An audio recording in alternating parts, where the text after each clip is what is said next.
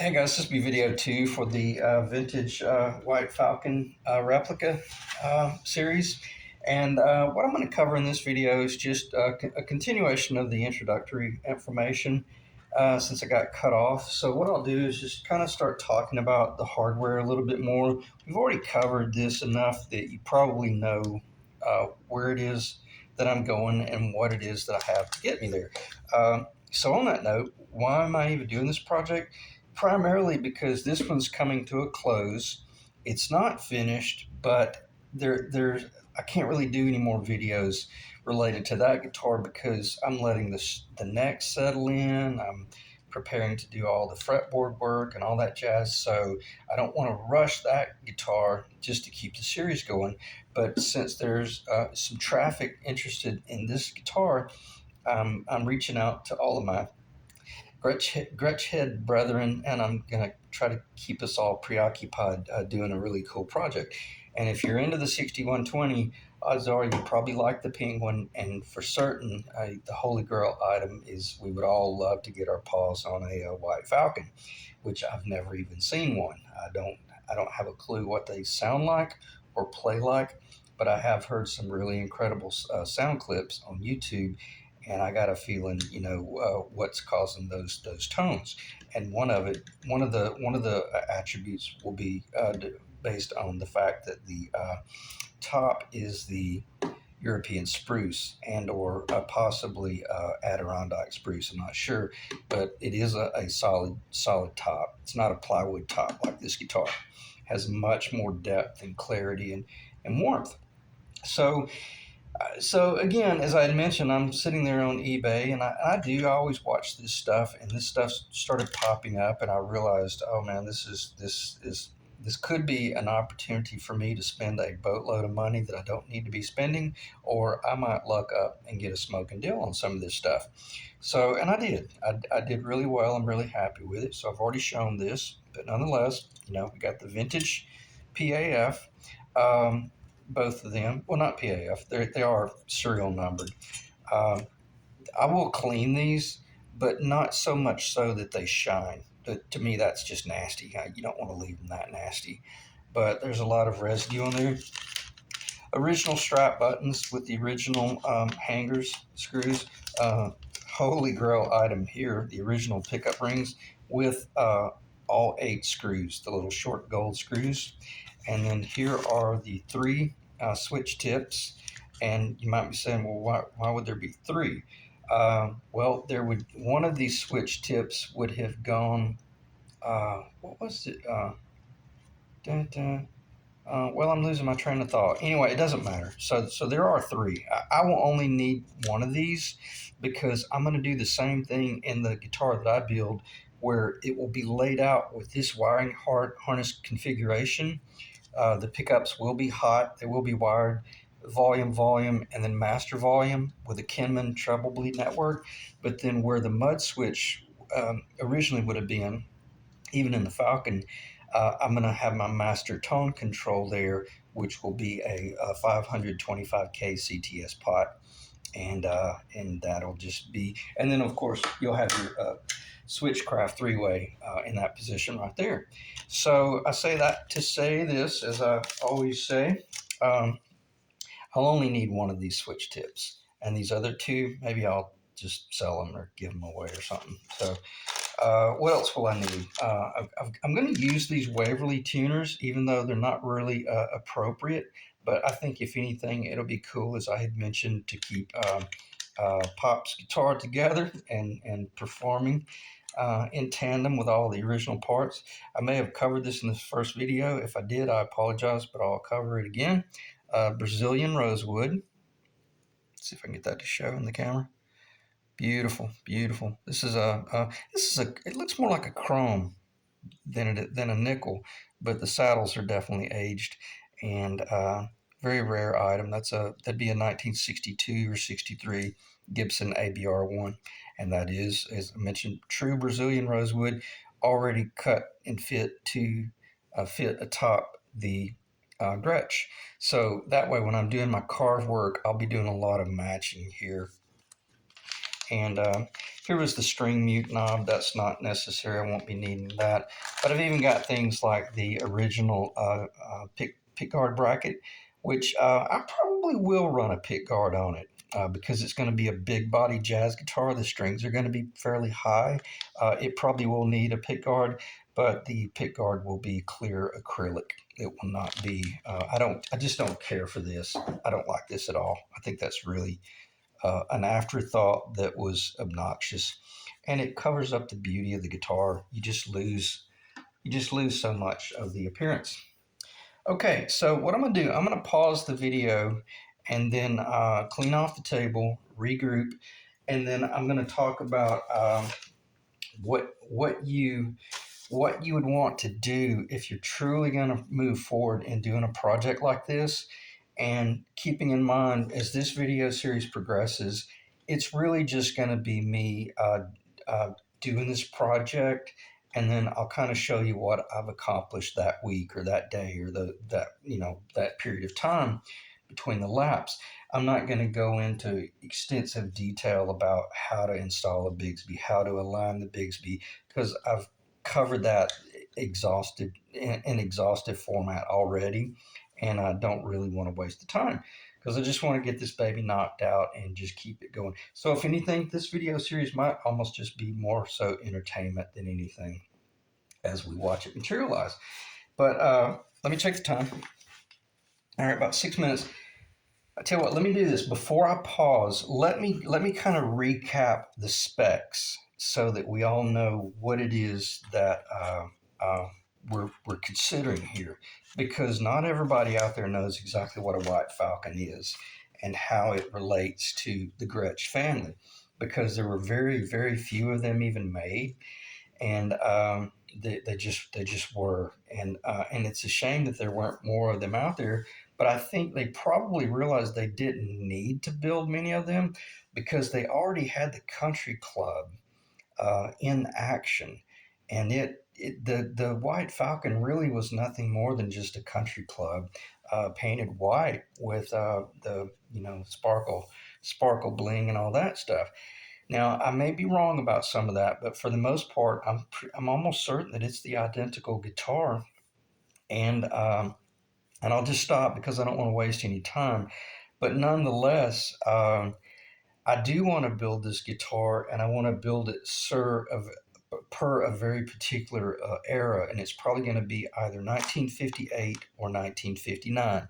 It will not be 57, because if it was a 1957, it would have had the Dynasonics, the DRMI Dynasonics.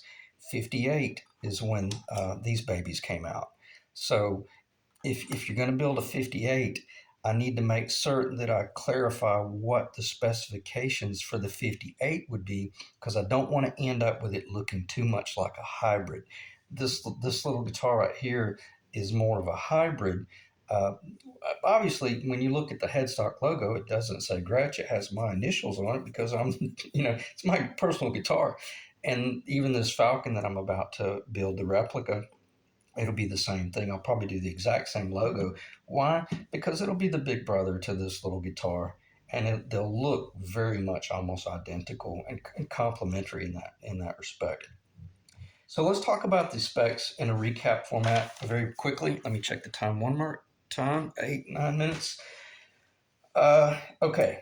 So we're going to be building a roughly 1958 to 1959 White Falcon replica, and that's going to be a 17-inch body maximum. I'm probably going to scale it down, but we'll cover that later.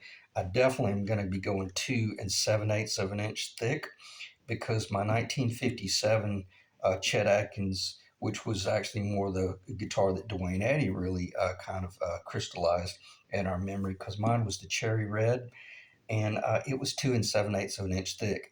But it was this footprint right here. See, the White Falcon is 17 inches.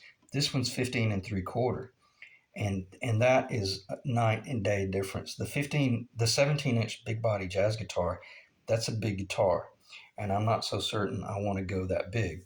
But nonetheless, the specs are: it's a 17-inch body, it's 2 7/8 of an inch thick, it has a 25 and a half inch scale, a 12-inch radius fretboard, as far as I'm far as I know. It has a solid spruce carved top, which we've already covered, and it has parallel bracing. And if you don't know what parallel bracing is, we'll talk about it. But there's these two bars that go down the middle, and they act as the structural integrity of the top. Because when you put all of this down pressure, you got to have some strength in there, otherwise it would just cave in. And the authentic jazz guitars are X braced, but most all of the production guitars are parallel braced, and they create a very distinctive, more mid range, edgy sound, which is really cool when it comes to the Gretsch sound.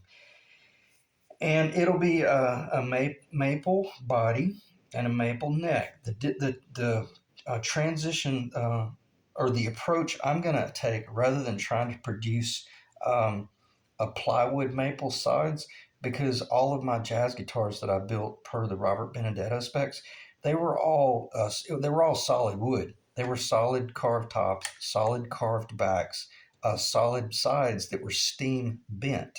I actually hand bent them. Well, I say me. I mean that when you're building a jazz guitar, that's just how you build them. These would have been built in a mold in a press and glued together, and I don't want to build a press, in order to pull that off just to save 50 cents on $100 because I'm not a production company. It's easier for me to just buy some really nice maple and then shave it down real nice and thin and steam bend them. So that's what I meant by I'm going to be building a jazz guitar.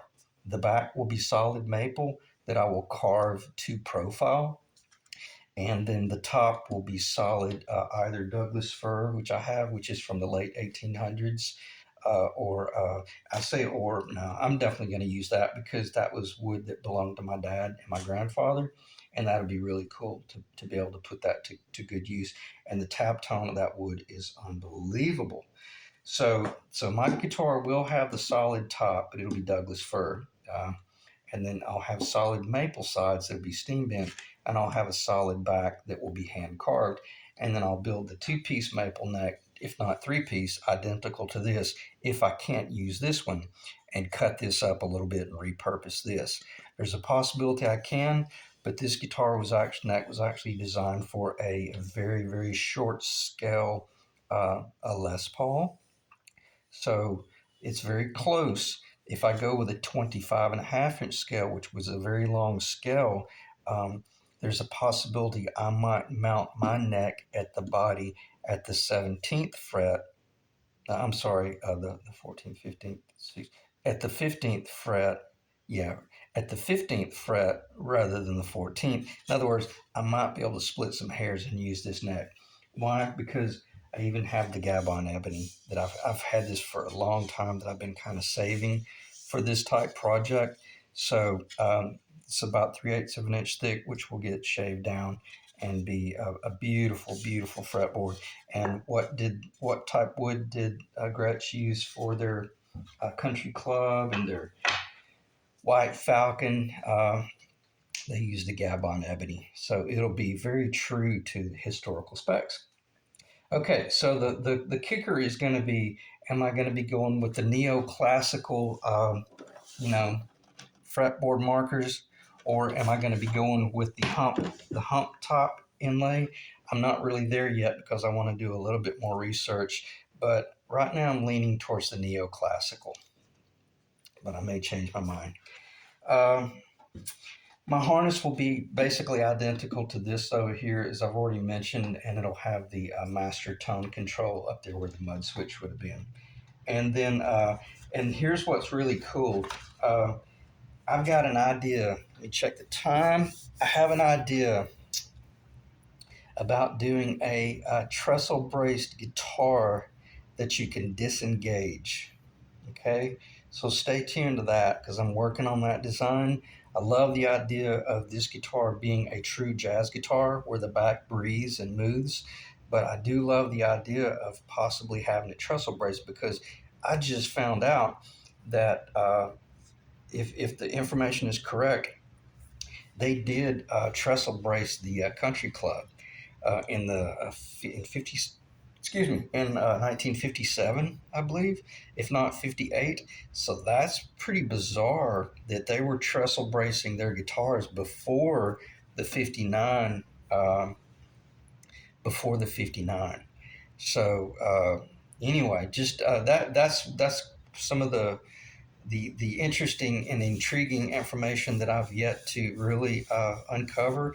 But if I could turn this guitar into a hybrid where you could engage the trestle bracing, that would be incredibly cool. But then to be able to disengage it when you're doing like your like chamber esque work and your soft jazz. So probably going to end the video fairly soon, but I think what I will do, I'm going to pause the video and see if it will upload or if it will restart, and then I'll clear the table off and we'll start talking about layout and pulling out the pencil and the straight edge. All right, let me pause the video. Okay, guys, I'll just finish out the video talking briefly about the headstock, because if there's anything that defines a penguin and or a falcon, it's going to be the headstock. It is the oddest and the strangest design ever. It's there's a part of it, it's really kind of ugly, but it's so cool as well, and it's in its own right. It's very original and very simple. So how do you achieve that? And I got to tell you, I didn't really make it on the penguin. I need to rebuild the penguin, but I'm not going to go there because I'll have bad dreams about it. Don't want to talk about it. My penguin is just a little bit too squatty. And it's amazing when you're drawing these and you're putting it on paper. It looks great. It's real curvy and real round, and everything just looks. Man, it looks like a Gretsch. And then you put it on the actual headstock, and it's just wrong. And this right here was actually the flying V that I built that wouldn't sell, that I ended up just cutting them off. So at least I saved them, so I could use them as my muse and or how not in a video as to how not to build a flying V. Or yeah, that would be the video for that, how not to build a flying V unless you want to keep it. But basically, you can always start with, if you have a guitar, and this is my 60 Gretsch that I actually traced. It's very ugly, but nonetheless, it gives you an idea of where things are in relationship to each other. And then from there, you can process through, well, what would happen if I made it really narrow? And then you realize, it's just a little too chintzy. That might look good on a penguin, kind of small, or like a hybrid penguin. But then if you're really smart, just look at what we already love and what's traditional, and start asking yourself, just how close is this to this, and then don't deviate very far from that. And I'm basically talking about these points here, these curvatures and all of this rate compound, this, well, it's not really, yeah, that is compound radius right there. Well, it's all compound radius. But nonetheless, you can start with what you already may have, and then just work from there up to the point where, and I got to tell you, I feel pretty good about this, other than I probably need to point this a little bit more. It's a little bit flat, but that's pretty darn close to what it is that I want to achieve. But again, I haven't put this in three-dimensional form yet. So if I cut a sample, and then realize, oh man, it's just way too narrow. It needs to open up an eighth of an inch or 16th, or maybe it needs to open up 3/8. And then you start seeing, whoa, way too much. And then there's this very, very fine threshold by which, if you cross it on either side, you'll lose the guitar. So anyway, that's why I had brought up this neck right here. There's a possibility I can use this. I'll check the time. I don't want to talk anymore about this because I'll end up going over 20 minutes and losing the video. My camera is a piece of crap and cuts me off after about 18 to 20 minutes, so ends up being a waste of time. So nonetheless, I may be able to cut this neck down and use it. If not, I got a Les Paul. I got a nice Les Paul, a very short scale Les Paul that I can use later on or sell as a replacement neck. So get out your pen and paper, or your pencil and paper if you're really interested, and start sketching this monster, and you'll determine very quickly how brilliant the guys that came up with this design were, because they nailed it on the head, and it's beautiful in its own right, and it's a hard design to achieve. This one is quite easy to achieve. It just is, because everything's pointed. But when you start having these compound radius transition from this treble side here into this head, man, it's difficult, because it's just very difficult. Not complaining, I'm just explaining, what I ran into when I was building my headstock on this guitar right here. And again, I love it from the back. It's really sexy. It turned out good, and it's rough, but because this was one of my very first inlay jobs I did, which is like a third grader did it, but nonetheless, it's just way too squatty. Needs to be rebuilt. So, and will I rebuild that along with this guitar? I may later on. It's not too important at the moment. So, on that note, I'm gonna shut the video down right there, and